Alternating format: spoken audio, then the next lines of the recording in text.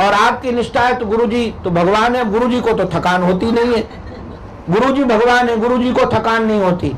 हमारे महाराज श्री के पूज्य महाराज जी के स्वामी श्री अखंडानंद सरस्वती जी महाराज के गुरुदेव थे पूज्य श्री उड़िया बाबा जी महाराज। उनका नाम वैसे पूर्णानंद तीर्थ महाराज था, किंतु उड़ीसा प्रांत के थे इसलिए उनको उड़िया बाबा कहते थे।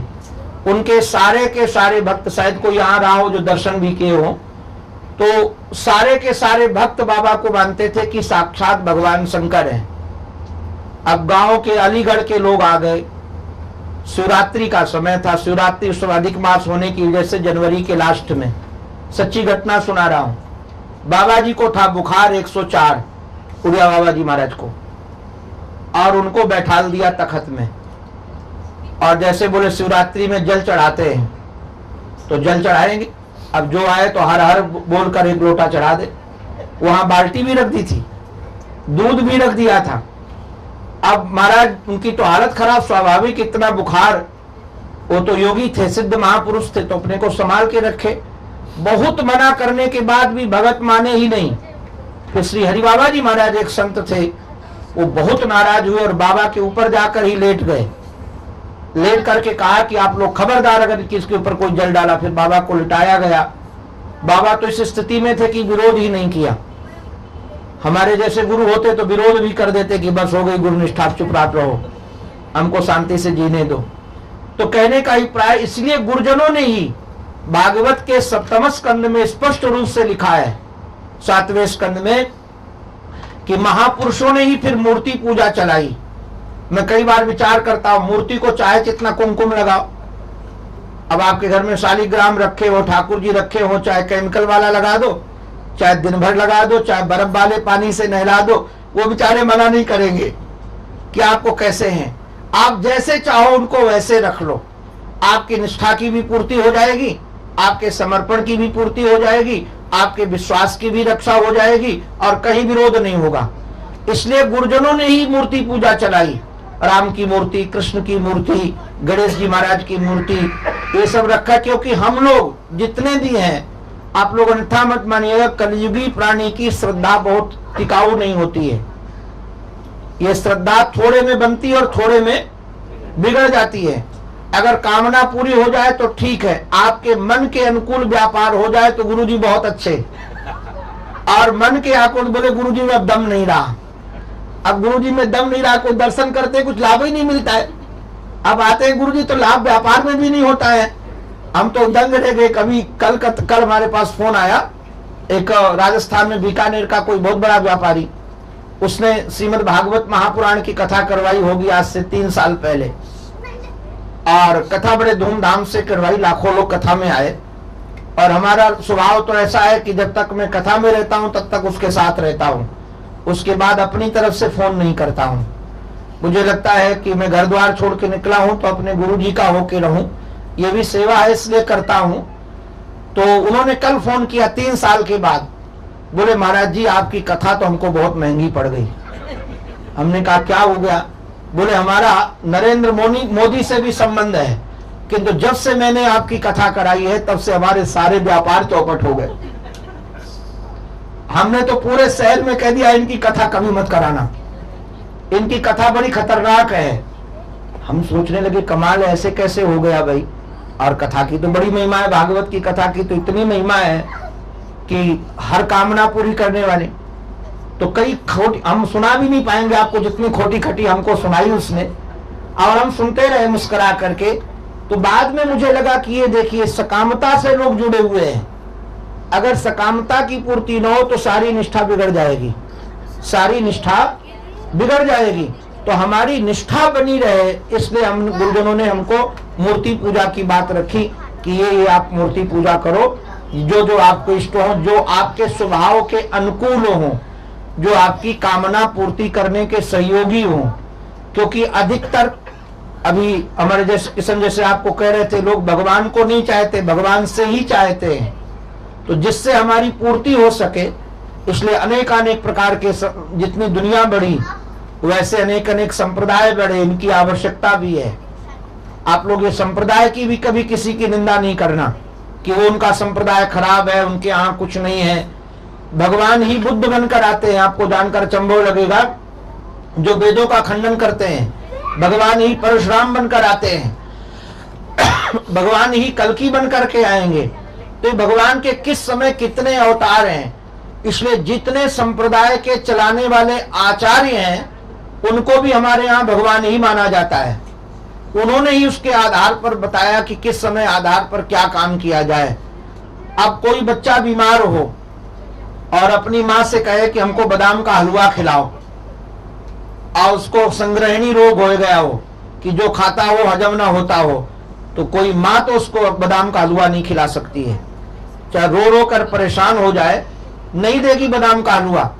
और दूसरा बच्चा स्वस्थ है, उसको दे रही है। अब जो बीमार वाला है वो सोचने लगे कि माँ मेरी दुश्मन है, माँ ने मेरे साथ पक्षपात किया है, जो मुझे हलवा नहीं खिलाया या मेरे आज के समय पर चॉकलेट नहीं दी, जो भी समझ लीजिए उदाहरण के लिए।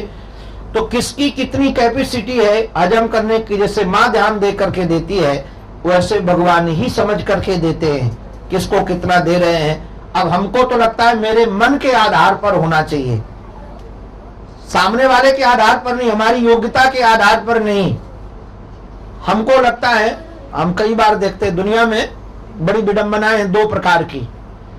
दूसरे का धन लोगों को ज्यादा लगता है और अपनी बुद्धि सबको ज्यादा लगती है कि बुद्धिमान सबसे ज्यादा मैं हूं। वो प्रारब्ध से उसके पास धन आ गया होगा तो आ गया होगा, बुद्धि हमारी श्रेष्ठ है। हमारे पास बुद्धि श्रेष्ठ होने के बाद भी मैं कमा नहीं पाता हूं, मैं इकट्ठा नहीं कर पाता हूं। मूर्ख व्यक्ति कमा कमा के इकट्ठा कर रहा है, ऐसा लगता है कि नहीं सबको? बुद्धि अपनी श्रेष्ठ लगती, धन दूसरे का श्रेष्ठ लगता है। किंतु जैसे माँ ध्यान देकर के सबको देती है वैसे भगवान भी देते हैं। तो हमारी आप सबसे प्रार्थना है, जितने आप बैठे हैं, न तो हम किसी के गुरु की निंदा करें, न किसी के इष्ट की निंदा करें।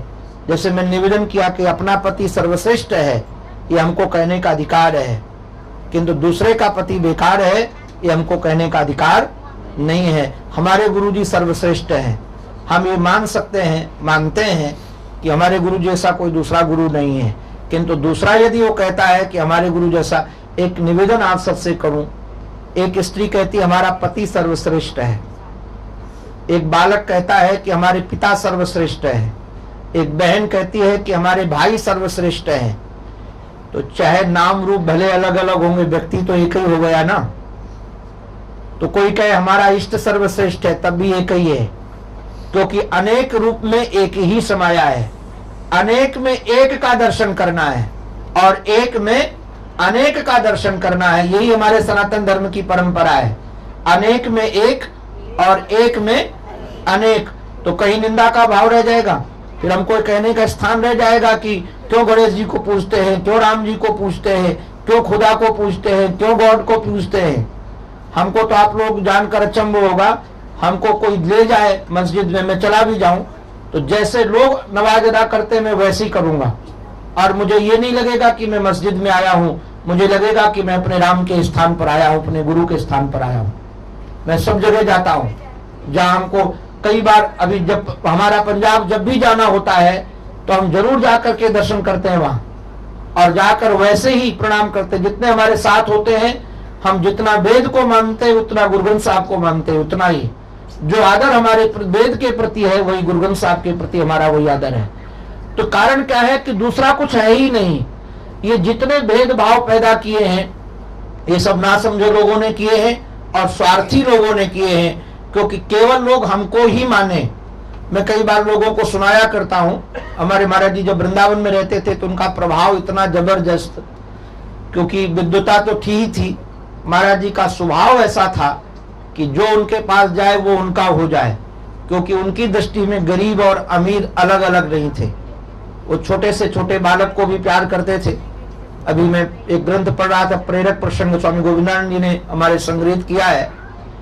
महाराज जी का स्वास्थ्य खराब था तो कहा कि आप बाहर नहीं आओगे, बीमार हैं। महाराज जी ने कहा कि 100 आदमी को यदि आनंद होता है तो एक आदमी को कष्ट सह लेना चाहिए।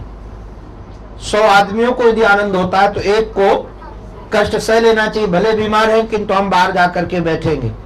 तो महाराज जी के संपर्क में जो भी आता था, कोई भी बालक आए, बालक को लगता था कि हमारे हैं गुरुजी, गरीब को लगता था कि हमारे महाराज जी, और सबको यही लगता था कि मेरे से ज्यादा वो किसी से प्रेम नहीं करते हैं, सबसे ज्यादा प्रेमी मैं ही उनका हूं, क्योंकि महाराज जी का स्वभाव ऐसा था, सबको प्रेम देते थे वो। तो वहां वृंदावन में एक महात्मा के शिष्य महाराज जी की कथा में आए। अब कथा में आए तो महाराज जी का कथा कहने का ढंग भी इतना रसीला था कि बच्चा भी समझ जाए। तो उनके गुरु जी ने पूछा, जब सायंकाल दोनों पति पत्नी गए, कि आप लोग कहाँ गए थे? बोले स्वामी जी की कथा सुनने के लिए। बोले कल से वहां कथा सुनने नहीं जाओगे, मैं तुम्हारा गुरु हूं, मैं मना करता हूं। मान गए, बोले कि नहीं जाऊंगा। बोले तुमको एक निष्ठ होना चाहिए, अपने गुरु पर निश्चित रहो, दूसरों पर निश्चित मत रहो, दूसरी जगह जाने की जरूरत नहीं है तुम्हें। मान गए, बेचारे शिष्य थे।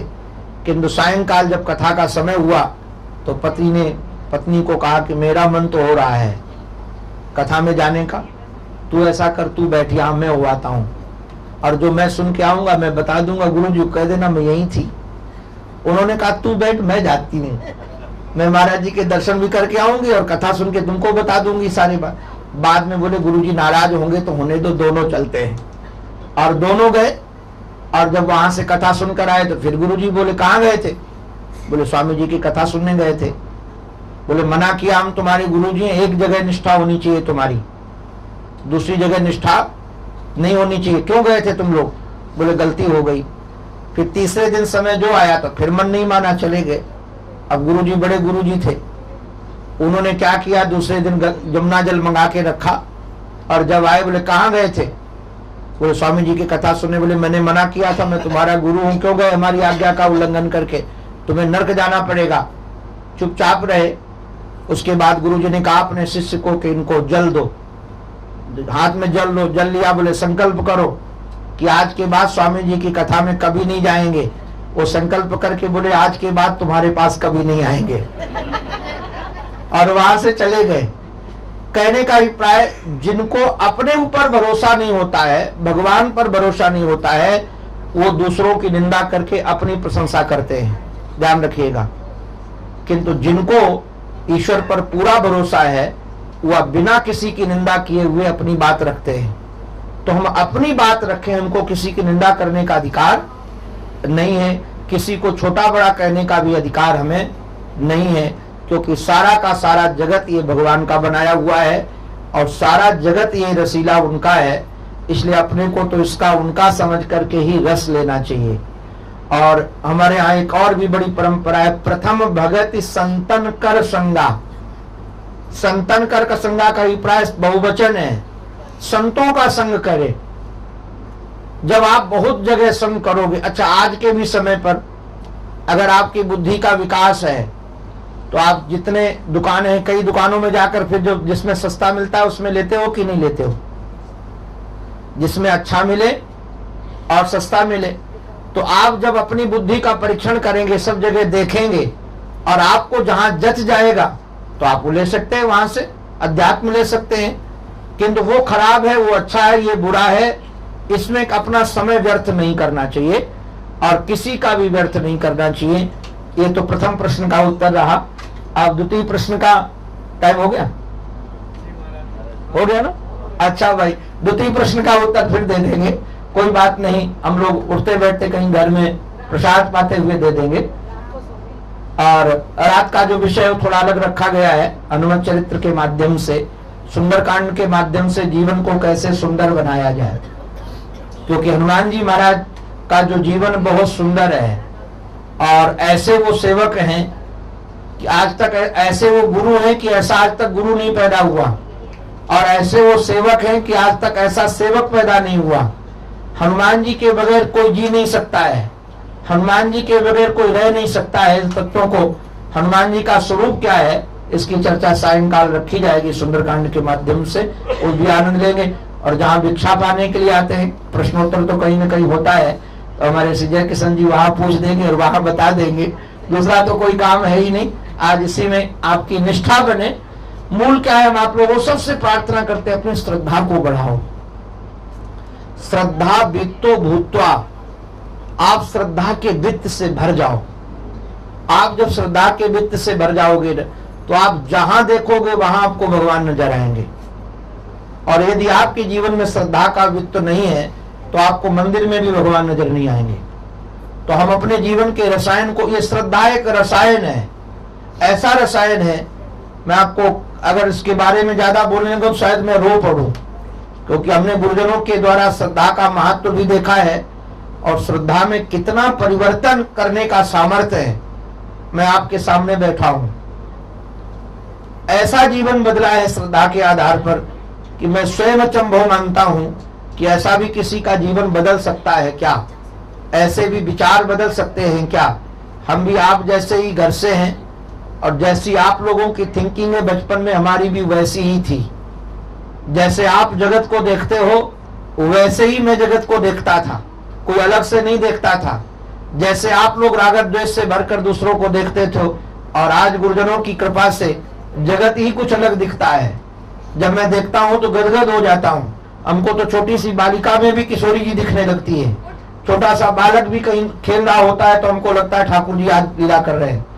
और कई बार हम बच्चों को प्रणाम करते हैं तो सारा जगत बदलने का सामर्थ्य हमारी श्रद्धा में है। तो आप सबसे हमारी प्रार्थना है, श्रद्धा आपकी जहां बने, गणेश में बने, राम में बने, शिव में बने, शक्ति में बने, गुरु में बने, आपकी जहां श्रद्धा बने इस श्रद्धा को और बढ़ाओ। इस श्रद्धा को जैसे ऐसे बढ़ाओ कि आपका इष्ट सब जगह दिखने लगे। जब आपका इष्ट सब जगह दिखने लगेगा तब आप समझना कि आपकी श्रद्धा परिपूर्ण हो गई है। फिर आपको कहने की जरूरत नहीं पड़ेगी कि आप राम की पूजा मत करो, कृष्ण की पूजा मत करो, केवल गुरु जी की ही पूजा करो। आपको सब जगह वही दिखेंगे, दूसरा आपको कोई दिखेगा ही नहीं। ये श्रद्धा का चमत्कार है।